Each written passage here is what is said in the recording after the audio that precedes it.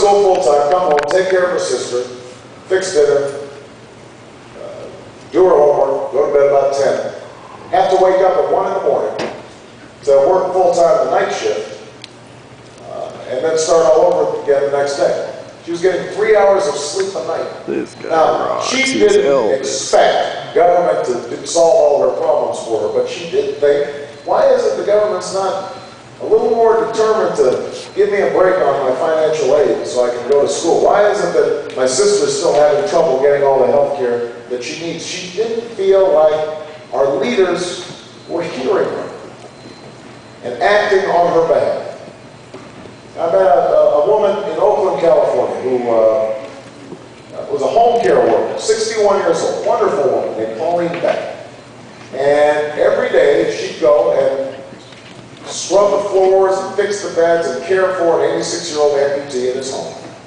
And she loved her work, as hard as it was, but she did wonder why it was that she couldn't get health care that she could count on for herself, or why it was that she couldn't take a day off. She just couldn't afford it. But she wasn't sure how she was going to be able to retire, even though she was already 61 years old. Backbreaking work. And she didn't feel like anybody was fighting for her. Or I talked to veterans, and I see some of the audience. And, you know, I talked to veterans of Iraq and Afghanistan, and they're proud of their service, and rightfully so. They have done everything that has been asked of them. They have performed brilliantly on behalf of this nation. And yet,